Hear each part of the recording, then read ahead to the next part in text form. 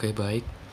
Assalamualaikum warahmatullahi wabarakatuh. Selamat sore, salam sejahtera untuk kita semua. Perkenalkan, nama saya Iqbal Rauf Firmansyah. Sehari lagi. Assalamualaikum warahmatullahi wabarakatuh. Salam sejahtera dan selamat malam buat kita semua. Semoga kita selalu diberi kesehatan ya di kondisi pandemi saat ini. Oke, baik. Pertama-tama perkenalkan, nama saya Iqbal Rauf Firmansyah. Saya dari dari Universitas Bina Sarana Informatika kelas 64.4B.07. Nah, di sini untuk memenuhi tugas penganggaran perusahaan, saya akan menjelaskan tentang materi kepemimpinan. Nah, yang pertama-tama konsep kepemimpinan. Nah, pengertian dari kepemimpinan itu sendiri adalah proses dalam mengarahkan dan mempengaruhi para anggota dalam hal berbagai aktivitas yang harus dilakukan. Konsep mengenai kepemimpinan oleh Griffin yaitu ada dua: kepemimpinan sebagai proses dan kepemimpinan sebagai atribut. Definisi kepemimpinan. Kepemimpinan pada hakikatnya adalah upaya menggerakkan dan mengarahkan orang atau sekelompok orang untuk mencapai tujuan tertentu. Gerakan itu harus efektif dan berlangsung lama dan memperoleh hasil maksimal. Oleh karena itu, memerlukan suasana 1. Kecintaan, 2. Keikhlasan, 3. Kesadaran, 4. Kegiatan profesional, 5. Petunjuk dari Tuhan Yang Maha Kuasa, dan 6. Terakhir, kesadaran. Manajer dan pemimpin. Bagaimana cara mendefinisikan seorang pemimpin, atau bagaimana cara masyarakat membedakan pemimpin dan manajer? Yang pertama adalah manajer mempunyai kemampuan pengelolaan yang baik, sedangkan pemimpin sering diasosiasikan dengan orang yang mempunyai karisma tinggi atau kekuasaan tinggi sehingga dapat menggerakkan orang lain dengan karisma atau kekuasaannya. Nah, di sini adalah perbedaan tentang manajemen dan kepemimpinan. Dalam penyusunan rencana, manajemen adalah perencanaan dan penganggaran, penentuan rencana spesifik dari kegiatan untuk mencapai tujuan serta mengalokasikan segala sumber daya yang dibutuhkan.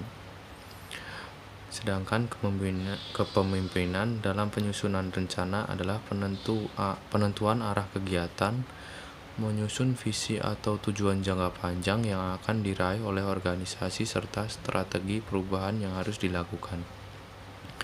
Yang kedua adalah membangun relasi antar manusia atau kelompok kerja untuk merealisasikan rencana.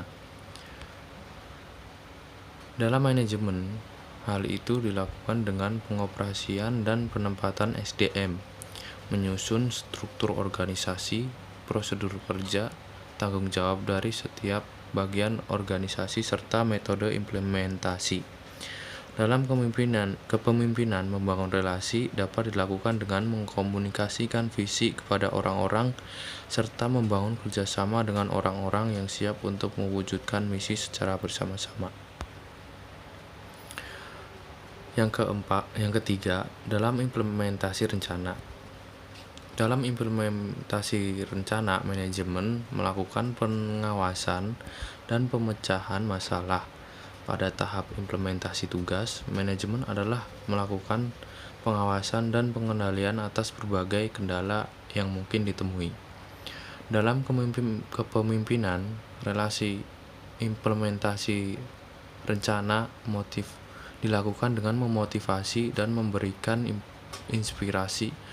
Peran yang dilakukan pada saat implementasi adalah memotivasi orang-orang yang telah sepakat bekerja sama untuk melakukan implementasi dari apa yang telah dibangun sebagai upaya pencapaian misi. Yang keempat, hasil yang diperoleh. Dalam manajemen, hasil yang diperoleh adalah suatu yang telah diperkirakan atau telah ditargetkan sebelumnya. Dalam kepemimpinan, hasil yang diperoleh adalah suatu perubahan yang akan mendukung pencapaian visi pada perusahaan tersebut. Keterlibatan 4 aspek dalam kepemimpinan. Yang pertama, pengikut, followers, yaitu orang-orang yang menjadi bagian utama dalam kepemimpinan, yaitu orang-orang yang ikut atau mendukung seorang pemimpin dalam melakukan tugas-tugasnya. Yang kedua adalah perbedaan kekuasaan antara pemimpin dan pengikut. Dalam hal ini harus terlihat jelas perbedaan kekuasaan antara pemimpin dan pengikut, di mana pemimpin harus dapat menggerakkan pengikutnya agar bergerak sesuai dengan visi atau tujuan perusahaan. Yang ketiga adalah penggunaan kekuasaan untuk mempengaruhi atau power of influence, yaitu di sini adalah bagaimana pemimpin dapat dengan bijak menggunakan kekuasaannya untuk mensejahterakan pengikut serta mensejahterakan perusahaan yang dipimpin oleh pemimpin tersebut. Yang terakhir adalah nilai yang dibangun, leadership. Di sini tidak dapat dinilai dengan suatu satuan yang pasti, karena leadership value ini merupakan hal yang berada di bawah alam sadar manusia, yaitu sebuah kepercayaan terhadap seseorang di mana followers atau pengikut dapat percaya sepenuhnya kepada pemimpin dan melakukan tugas-tugasnya dengan baik agar mendapat kepercayaan oleh pemimpin perusahaan tersebut.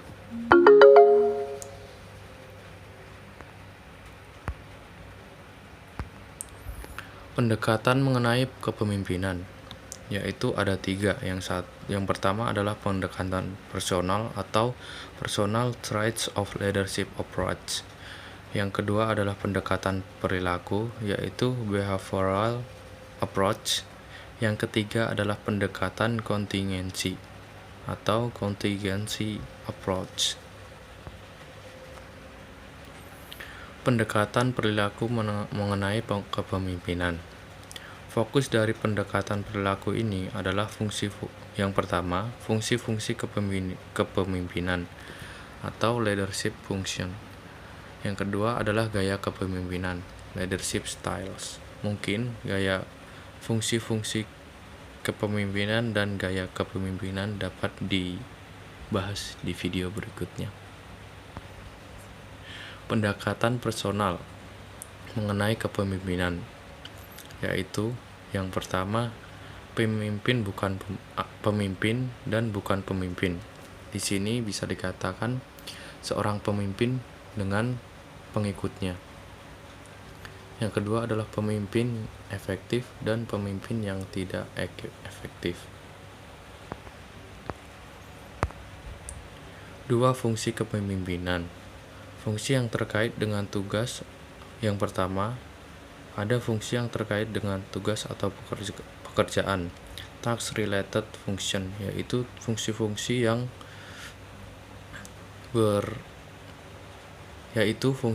yang berkaitan dengan sesuatu yang sudah didokumentasikan oleh perusahaan, yaitu mengenai tugas atau pekerjaan yang harus dilakukan oleh seorang pemimpin. Yang kedua adalah fungsi yang terkait dengan hubungan sosial atau pemeliharaan kelompok, atau bisa disebut group maintenance function, yaitu di sini Fungsi di sini tidak dapat diukur dengan sesuatu satuan, karena fungsi yang terkait dengan hubungan sosial ini merupakan suatu kepercayaan seorang karyawan pegawai kepada seorang pemimpin. Fungsi ini tidak hanya berlingkup pada suatu perusahaan, melainkan fungsi ini juga dapat berlingkup luas mengenai hubungan perusahaan yang satu dengan yang lainnya, di mana pemimpin harus dapat menjalin hubungan baik dengan perusahaan lain agar perusahaan dapat terus berkembang. Sekian dan terima kasih. Ya, itu tadi adalah penjelasan mengenai kepemimpinan dan manajemen. Sekian dari saya. Apabila ada salah kata dan salah perbuatan, saya mohon maaf yang sebesar-besarnya. Jangan lupa share dan subscribe video yang saya upload di channel YouTube saya. Sampai jumpa di video selanjutnya. Assalamualaikum warahmatullahi wabarakatuh.